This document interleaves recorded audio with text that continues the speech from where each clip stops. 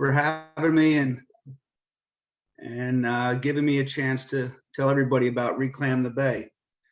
Okay, just a brief intro. I'm a retired 4th, 5th grade school teacher from Long Valley, New Jersey. That's up in Western Morris County. I retired, my wife and I, about 7 or 10 years ago, moved down to Tuckerton, and my wife gave the classic line, "You got to get out of the house and do something." So I heard about ReClam the Bay, and I ran into a fella, Dominic Tumas, who was a member, and he was wearing a hat just like this, and we got to talking, and next thing you know, I was going to the courses and learning about it, and I've become a member for about 7 years, and it's really great. Great bunch of guys and girls, mostly retired, but not all. So I'd like to give you a little bit of an idea of basically who we are and what we do. This first video, I went the wrong way. There it is. This is an old one. It can be found on the site of reclamthebay.org. Now, I wanted to show you this one because it tells you a little bit, but it also shows the 2 founders of the organization. The guy on the right is Rick Bushnell, and later you'll see Jeff Flimlin, who is a Rutgers professor, and they started it. So there's a little short video, about I think 7 minutes, and I can answer questions afterwards.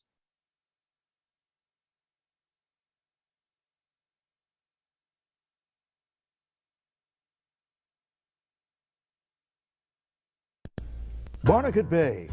Vacationers are drawn to its endless recreational activities.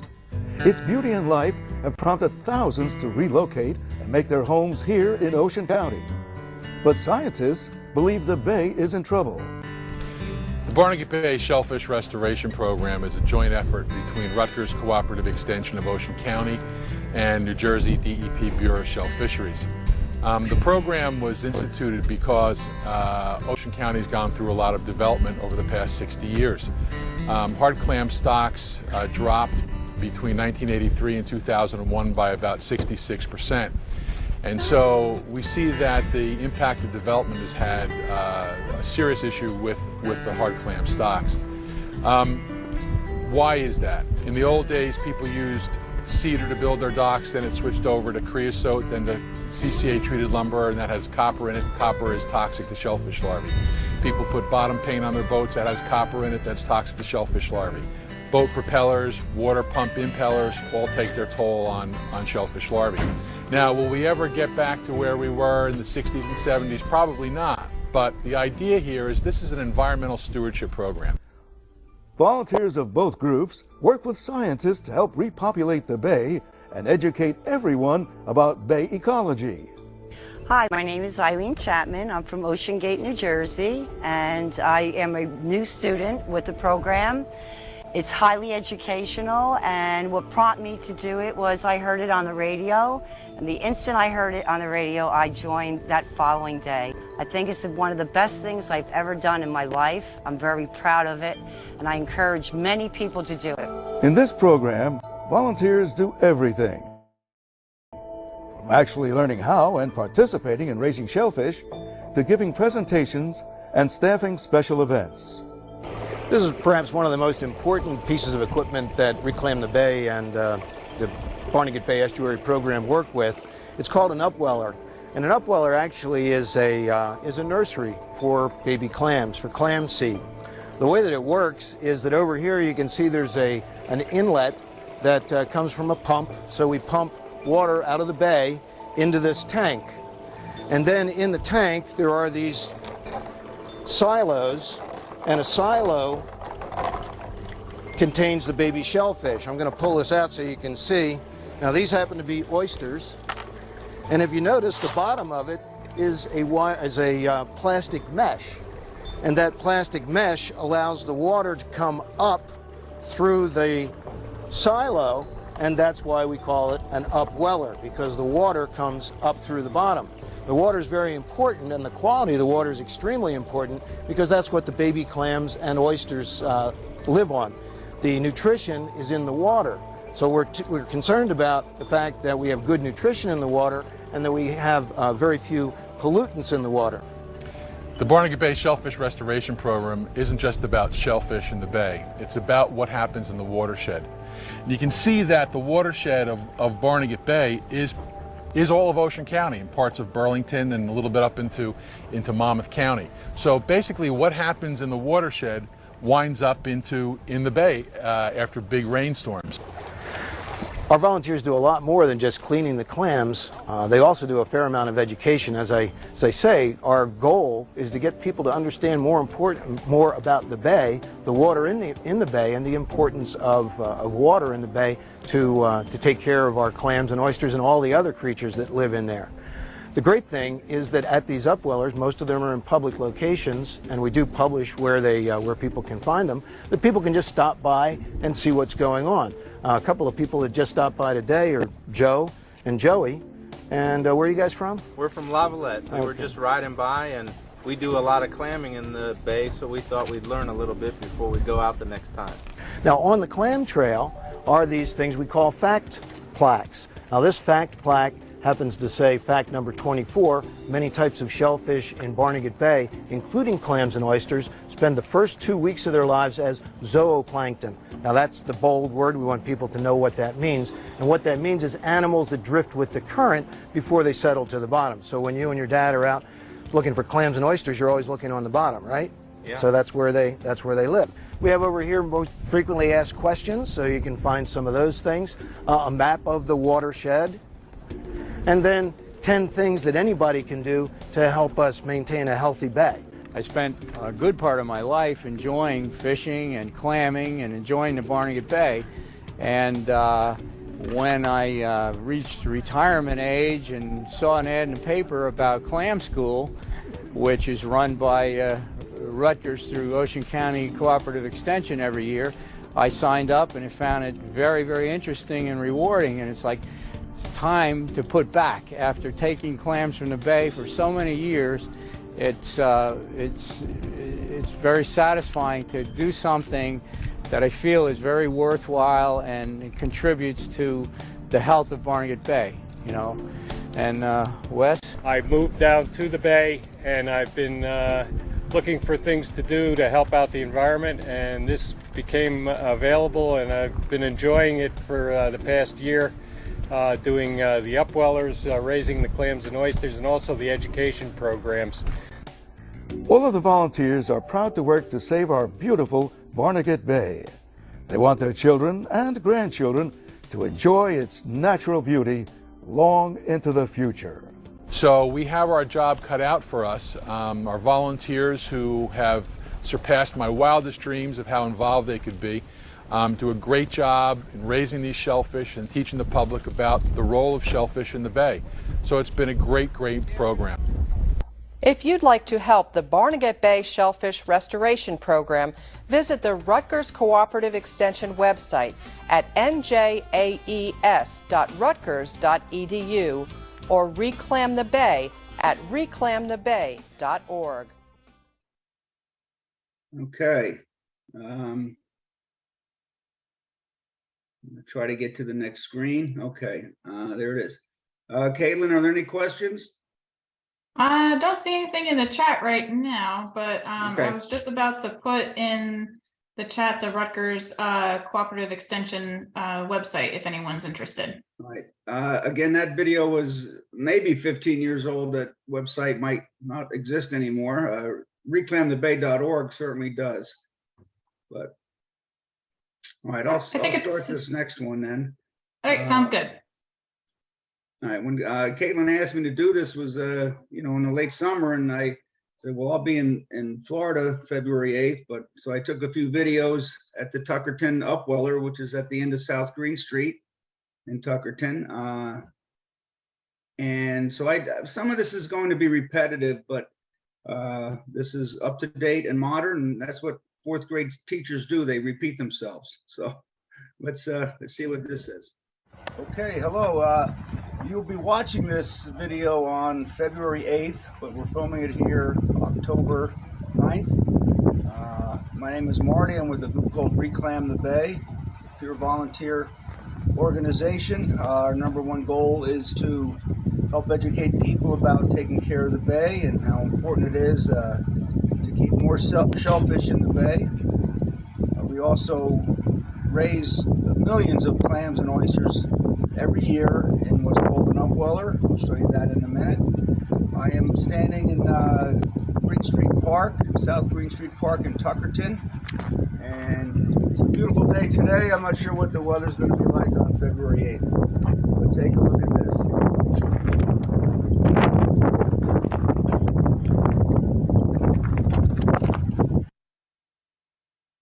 Okay, hello.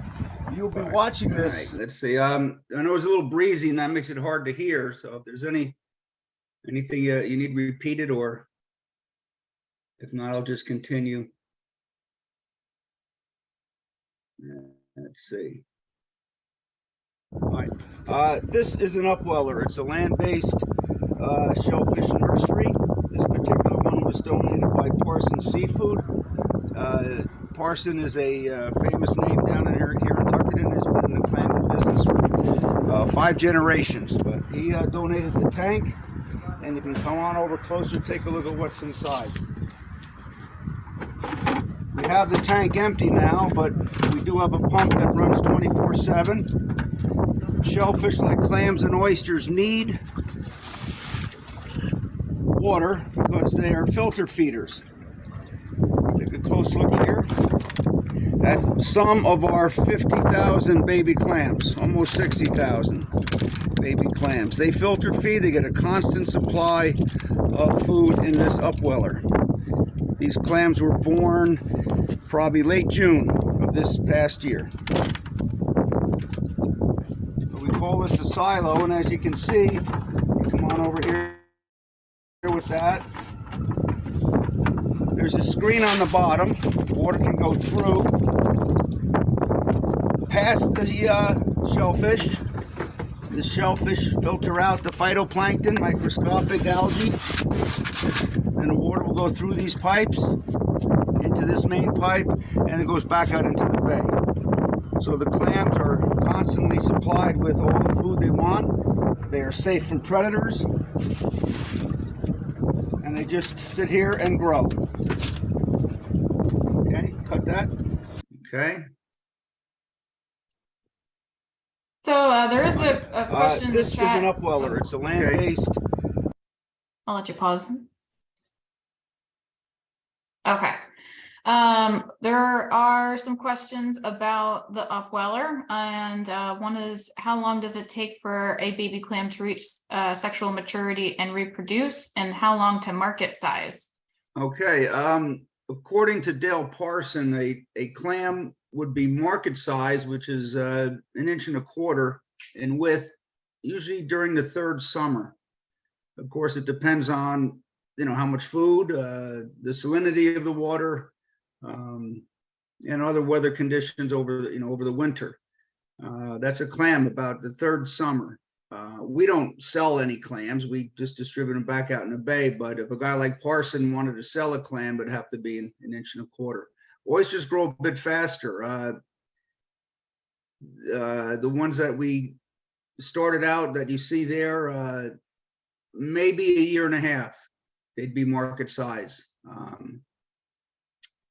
By rule, we have to get rid of them when they reach a certain size, 30-something millimeters, maybe centimeters, I forget. But at a certain time, we have to get rid of them and distribute them back out into the bay. But an oyster at 1.5 years, and they're ready to go. And scallops are similar. Bay scallops grow very fast. Okay. Marty, actually, I had a question of how many people does it take? Is there someone there every day checking up on the upweller, volunteer-wise? That's I live nearby, and I get out and walk every morning, and so I usually walk by there and check things out. And I often just lift up the lids and give it a quick rinse. The natural sediment from the water settles on top of all the clams and oysters, and they also poop. So we give them a quick rinse, and every Thursday we do a major clean. We take everything out, power wash the whole thing, and get it nice and cleaned up. Now, that area is subject to some pretty good winds and things, and sometimes the pump sucks up a lot of algae, and that whole tank would be filled, a foot high with algae. So, but again, I'm there almost every day just to check things out, take care of my babies. Millions and millions of them. Yeah. One other question before we'll let you continue. What is the maximum size clams reach? The maximum size? Of the species that you have there. Well, you can see a couple of them. I don't know if you can see my little cursor. Yep. Okay, those are some bigger ones we have for display purposes. That little baby clam, my handful of baby clams, it's the same animal, just older. Might be 7, 8, 10 years old, but they can get bigger. Not very tasty, but they're good, but they're just tough and using chowders. Okay. Is that quahog clam? Yeah, that's what they call them. Chowder clams up in Massachusetts, they're called quahogs, or, depending on where you are, they have a different name for them, but it's just the same animal. They're just older and bigger. Okay. All right, great. Thanks. We're also growing oysters. These oysters were also born in late June, this particular batch. And we have about 20,000 here. We've already distributed 30,000 to the DEP, and they dispersed somewhere in Great Bay. We have another batch of them here, and these are just about 2 months old. They grow fast. Within a year and a half, they'll be market size, even though we don't market them, but that's how a commercial guy would do it. I'll tell you a little bit about how oysters in real life, how they grow. Now, when the weather gets warm enough, the water gets in the high 60s, the oysters will release their egg and sperm into the water column. That is the end of their paternal instincts. They have nothing else to do to raise their children. The oysters will form a larva and then swim around for a day or two, eat, get heavier, and sink. As you can see, this is an old clamshell, which was at one time on the bottom of the bay, and what stuck to it is a about 4-year-old oyster, which has recently passed. But on top of this is another oyster which stuck to that. This oyster might be 2 years old, and there's another one here that's smaller and younger, maybe 1 year old. So this in itself is a miniature oyster reef. So imagine this out in the bay, the next generation would add to it, then the next generation, and so on. And that's what we used to have out here in Little Egg Harbor Bay, lots and lots of oysters and oyster reefs. In the mid-50s, there was a disease which killed off a lot of oysters, pollution, overfishing. The oyster population decreased a great deal. What we're trying to do here is increase the oyster population out in the bay. There's also several commercial oystermen growing oysters out in the bay. So hopefully we're going to see a change for the better in the quality of our water in the bay and the number of oysters that are out there. Okay? Good. Okay. We're also growing oysters. These oysters. Okay. All right. Anything, Caitlin?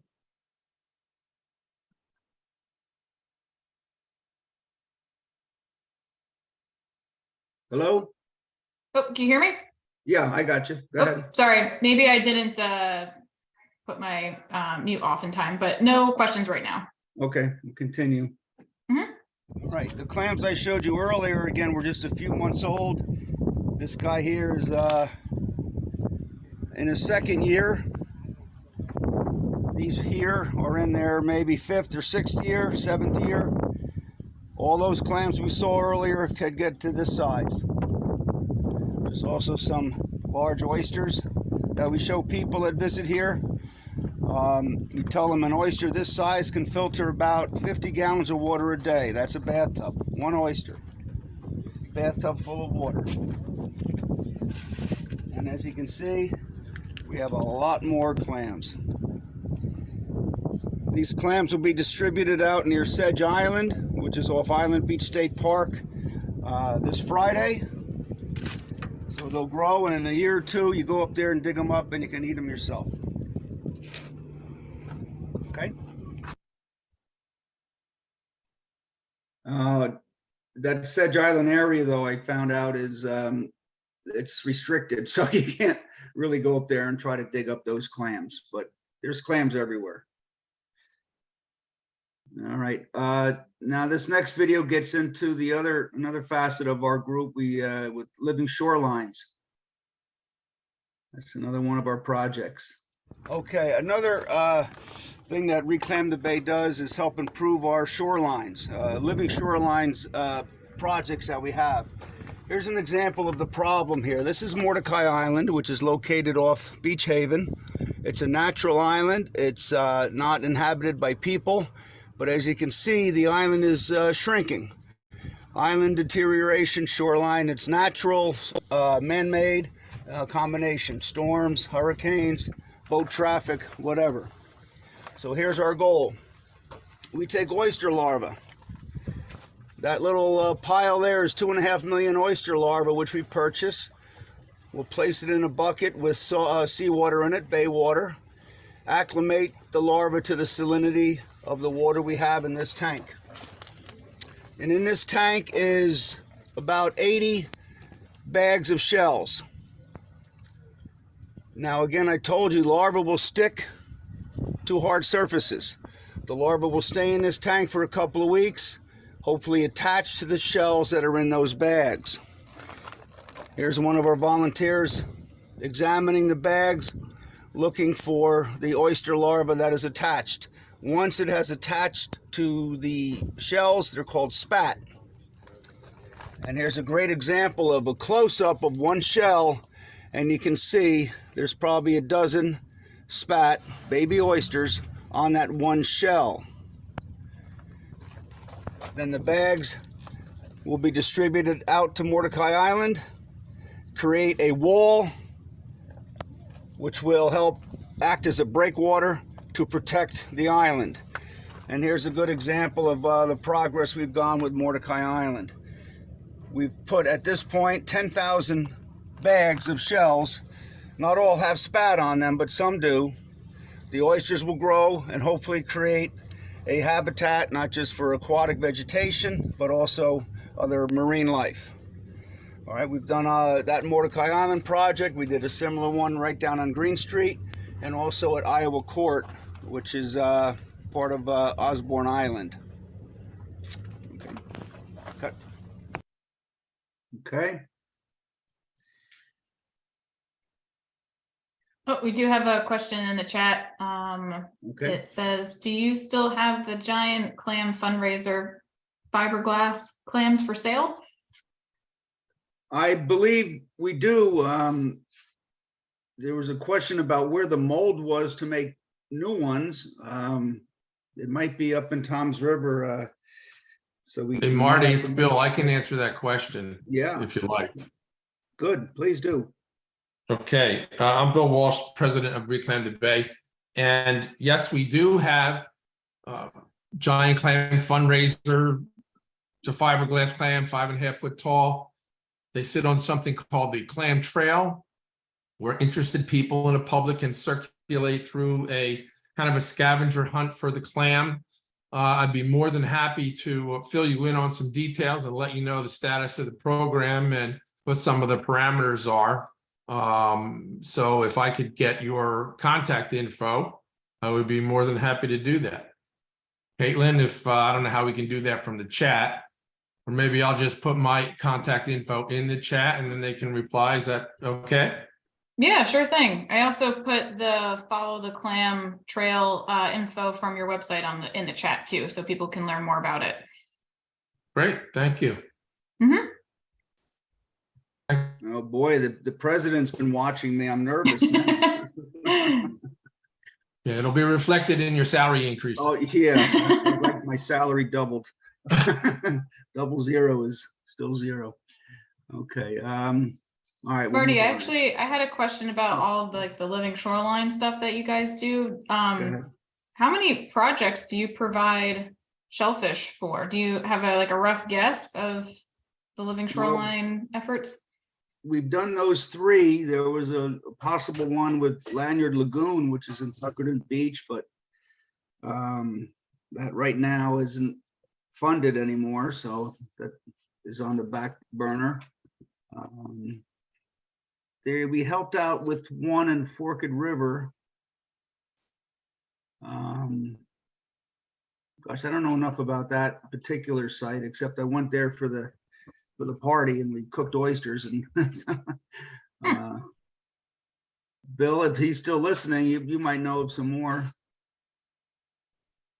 The Forked River one is actually the American Littoral Society's project. Right. We helped them up there constructing the baskets they put the shell in to make that storm break or the breakwater out there, which is basically an effort to set up what will develop into its own oyster reef to protect that shoreline there at the beach. The other ones you mentioned, Green Street, Iowa Court, we just finished placing everything at Mordecai Island. Fulfilled that contract with the DEP. Now we're kind of in the closing out the grant and reporting for, and developing a maintenance plan for that going forward. Okay. Someone asked also if there are any plans to build a living shoreline in Brigantine. I know that's kind of out of the watershed, but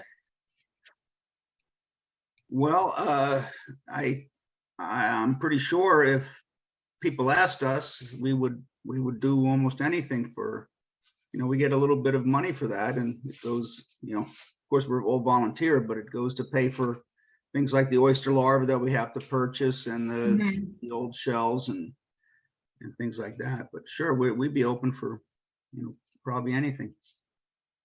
okay. All right. I'll let you continue. All right, one more, I think. We have our upweller filled again with water. The pump is running. I'll show you how, you remember there's a screen on the bottom of this silo, and the clams are in there, and that tells you that the water's going through. So the water's coming up and through and out. The clams are happy. They're constantly being fed. If you're interested in helping us, check out our website, ReClamTheBay.org. You can find a lot more information, ways to donate, ways to volunteer, whatever, okay? So one more thing I want to tell you.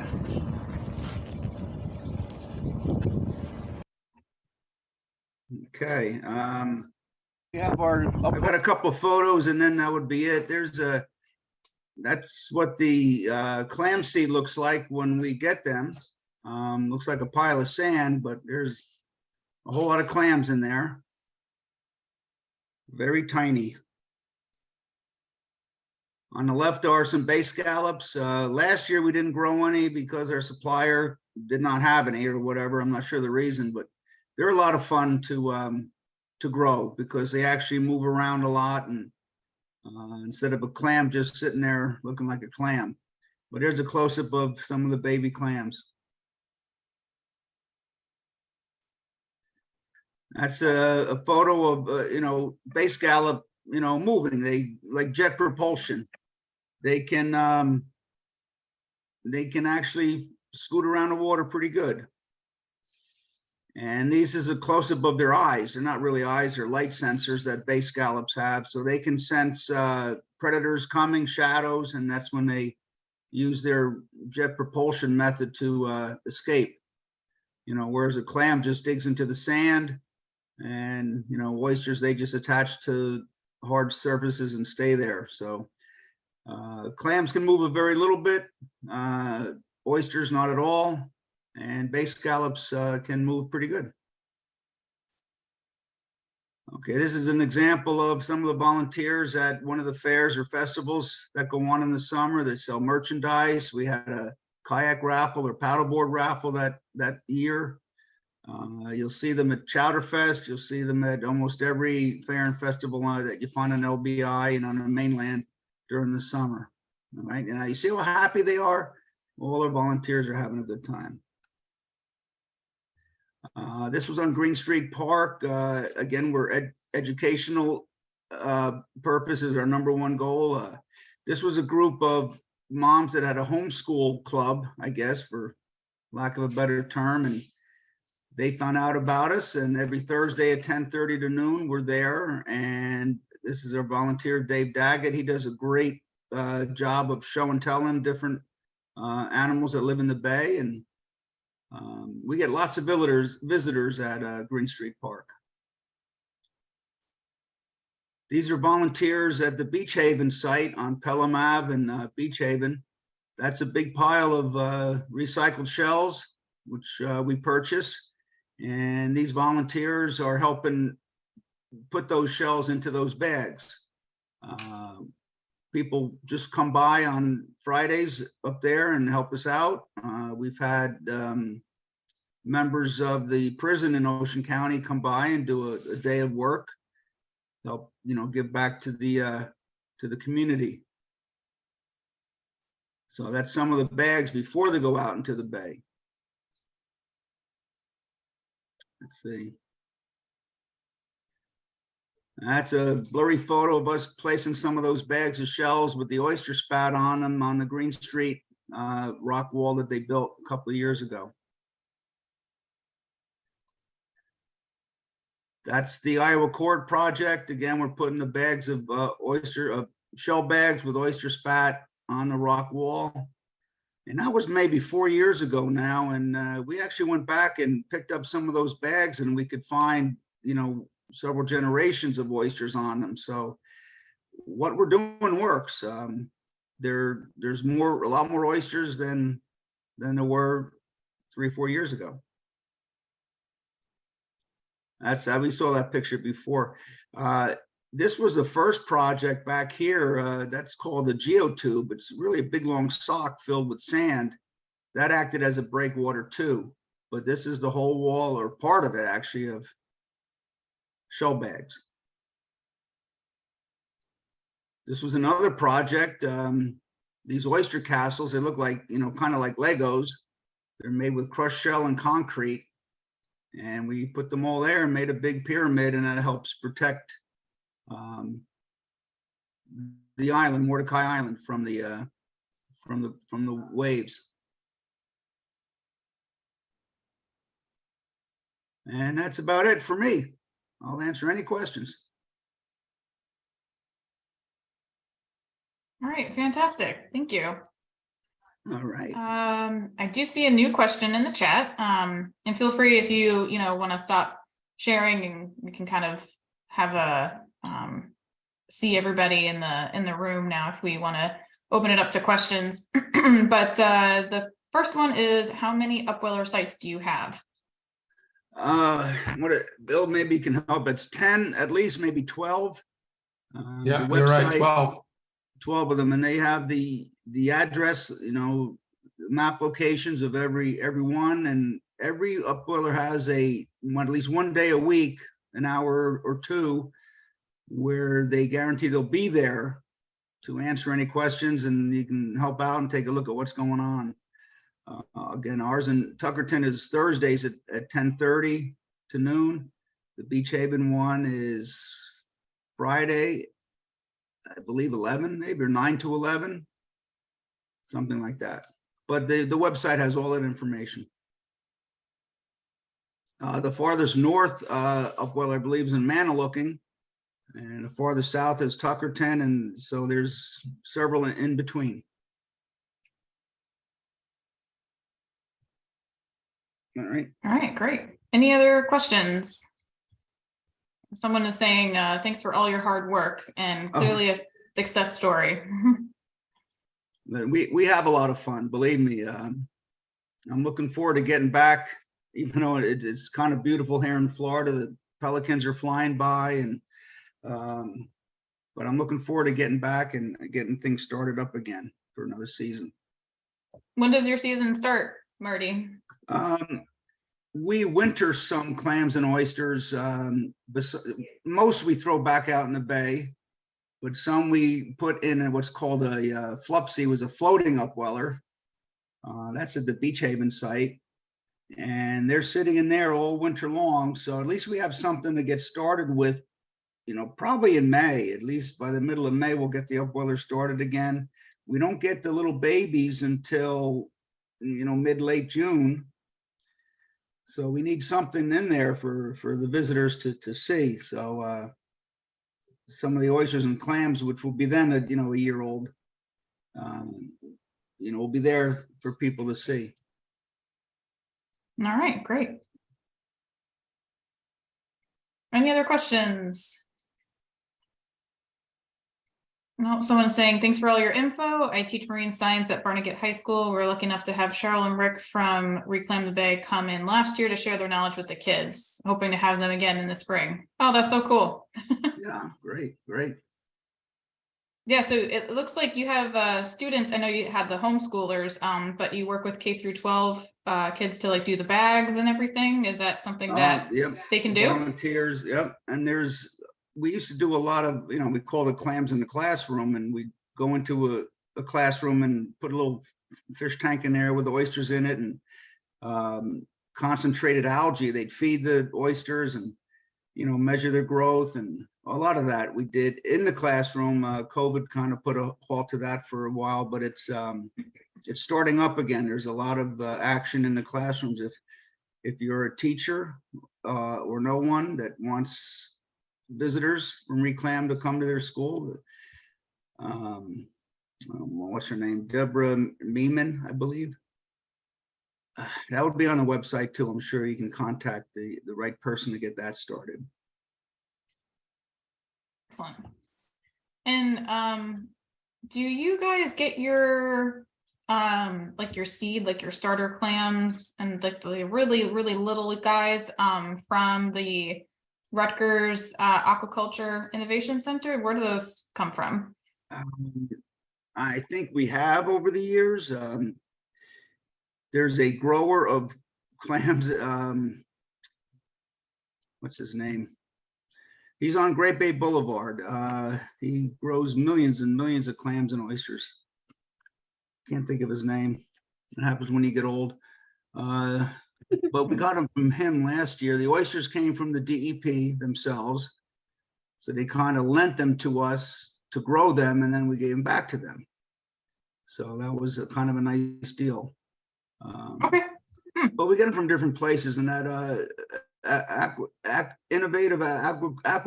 Innovative Center, AIC, and Yes. down in Cape May is really a neat place to go visit if you can. Yes, absolutely. It's really impressive space with all the operations they got going on down there. Yeah. All right. Any other questions for Marty today?